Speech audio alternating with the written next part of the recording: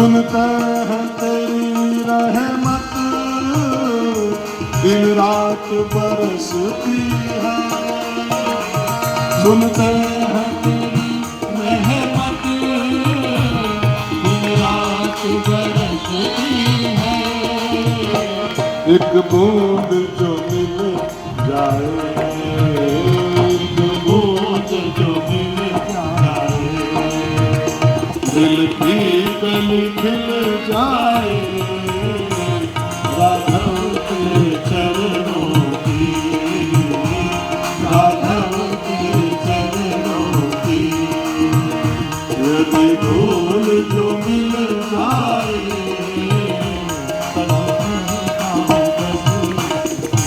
इसके ऊपर कृपा करो महाराज जी, इसको अपना चरण छुआओ, धूल लगा दो, कृपा करो इसके ऊपर। अब देखो, थोड़ा ध्यान दो कथा पर। अभी अभी एक महिला मिली थी ताड़का रास्ते में, अभी कुछ देर पहले।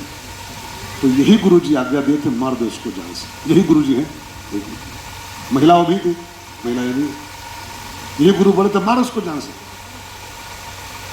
और वही गुरुजी राम को आज्ञा दे रहे हैं, इसको कृपा करो, इसके ऊपर इसको कृपा करो। एक को मारो, एक पे कृपा करो। एक संत ये भेद क्यों कर रहा है? दोनों को मरवाते, इसको मारो इसको मारो, तो इसको भी तारो इसको भी तारो। तो एक को कहा मारो इसको जान से ताड़का को, और जब महिला मिली तो गुरु जी कहें कृपा करो रघुवीर, इस पर कृपा करो। अब ताड़का अहिल्या में फर्क क्या है जानते हैं?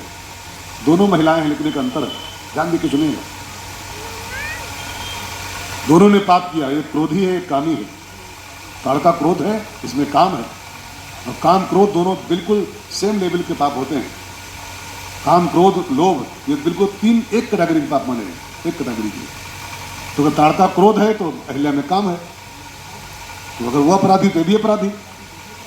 तो उसको मारो तो इसको तारो क्यों कहा? प्रश्न है, उसको मारो इसको तारो, जबकि सेम दोनों अपराधी हैं। वो क्रोधी है तो ये कामी है। इसका उत्तर निकालने के लिए थोड़ा सा गहराई सुनना पड़ता है कथा को, ध्यान देकर सुनो। एक होता है अपराधी और एक होता है रोगी, ध्यान देकर सुनिए। जैसे मान लो कोई दारू पिया और दारू पी के उसको किडनी फेल हो गई या लीवर फेल हो गई, तो दारू पीना कोई पुण्य तो नहीं है, अपराध किया उसने दारू पी करके और किडनी फेल हो गई, लीवर फेल हो गई।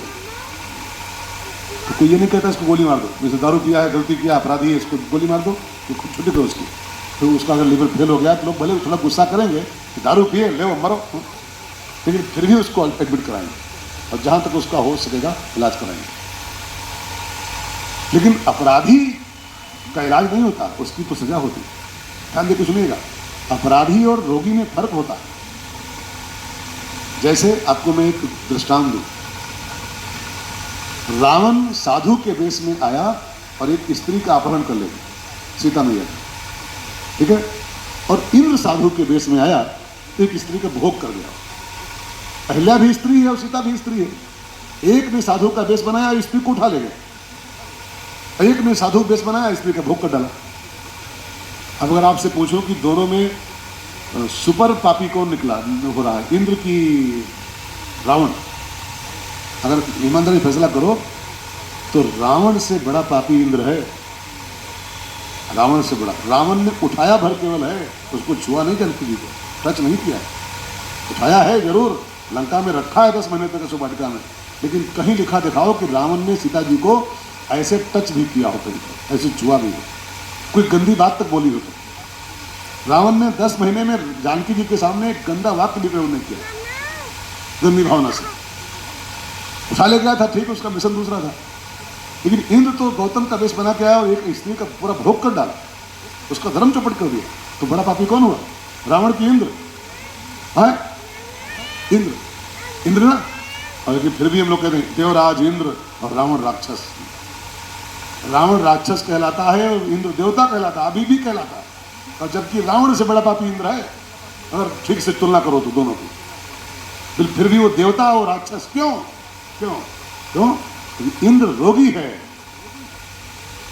और रावण अपराधी है। रावण अपराधी है, अहिल्या रोगी है। रोगी माने होता है जो पाप करना चाहता न हो, अंदर से इच्छा न हो कि पाप करें, लेकिन फिर भी उससे पाप हो जाते हो, फिर उसको पश्चाताप भी होता हो। कई लोग हैं दुनिया में, कई लोग हैं जो पाप नहीं करना चाहते, लेकिन कोई ऐसा तत्व अंदर बैठा है जो उनसे पाप करवा लेता है, फिर उनको बहुत पछतावा भी होता है अपने पाप का, प्रायश्चित करना चाहते हैं उसका। तो ये रोगी कैटेगरी के लोग होते हैं। ध्यान देकर सुनना, जो पाप करना चाहते नहीं है, कुछ संस्कारों के कारण, कुछ वासनाओं के कारण उससे पाप हो जाते हैं, उसका पछतावा भी करते हैं बाद में कि मुझसे गलती हो गई। वो अपराधी नहीं है, वो रोगी कैटेगरी में आते हैं। कई लोग हैं जो घूसखोर नहीं है, घूस नहीं खाना चाहते, लेकिन किसी कारणवश ऐसा सिचुएशन है, ऐसा ऊपर बॉस बैठा हुआ है कि वो प्रेशर देता है, ले हमको दो, घास ले हमको दो, नहीं दोगे तुम्हारी हम सस्पेंड कर देंगे तुमको। तो कई लोग हैं जो घूसखोर नहीं है स्वभाव से, लेकिन तब भी लेना पड़ता है ऊपरी प्रेशर में, ऊपरी दबाव में, क्योंकि उनको कोटा दिन मिलता है, इतना हमको चाहिए महीने भर में आपसे, नहीं लाओ अपने घर बेच के हमको लग दो, घर बेचो अपना। तो अहिल्या उसी कोटि की पापी है, पाप तो उससे हुआ है, पाप तो हुआ है, लेकिन उसी कोटि की पापी है। अनजान में पाप हो गया, वासना का ज्वार आया, पाप हो गया, और उसको बहुत पश्चाताप भी हो रहा है। अच्छा बताओ, दंड रोगी को मिलता है कि अपराधी मिलता है? हाँ, दो लोग दोनों अपराध करते हैं, रोगी भी पाप करता है, अपराधी भी पाप करता है, लेकिन अपराधी को दंड मिलता है, रोगी को? हाँ, रोगी का क्या होता है? इलाज होता है ना, इलाज होता है। ध्यान देकर सुनिएगा, रावण, इंद्र, ये सब अपराधी कोटि के, रावण अपराधी कोटि का पापी है। पाप उसने किया है, पाप इंद्र ने उससे बड़ा किया, लेकिन उसको पश्चाताप हो रहा बाद में। जब कथा पढ़िए, जब गौतम आए ना, और जब इंद्र देखा गौतम जी आ गए, तो भोग रहा था अहिल्या को, और जब गौतम को आते देखा, इंद्र भागा, तो गौतम जी उसको पकड़ लिए, पकड़ के उसको कॉलर, हमको सीधे माथा झुका दिया, गुरु जी गलती तो हमसे हो गई, कमान था, मैं अहिल्या पर आसक्त था बहुत बचपन से, और मेरा मन नहीं संभल पाया और मैंने इसको भोग लिया, हमसे गलती हो गई है, अब मेरा माथा आपके चरणों में झुका रहा हूँ, निकालो खड़ाऊँ, और चाहे कितने खड़ाऊँ मेरे सिर पर मारो, जो दंड दो मैं सब स्वीकार। तो गौतम ने उसको श्राप दिया, और श्राप का उसने एक बार भी विरोध नहीं किया, गुरु जी जो दिया है मुझे कबूल है, कबूल। और इंद्र ने हंसते हंसते उस पाप को स्वीकार, उस श्राप को स्वीकार कर लिया, अपनी गलती मान रहा है।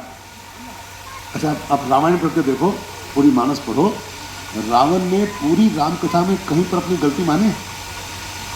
कहीं पर भी उसके अंदर पश्चाताप हुआ है कि मैंने जानकी जी को उठा के गलती किया?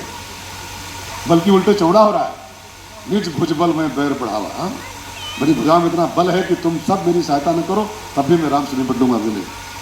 तो जिसको अपराध करके अपराध का पश्चाताप न हो,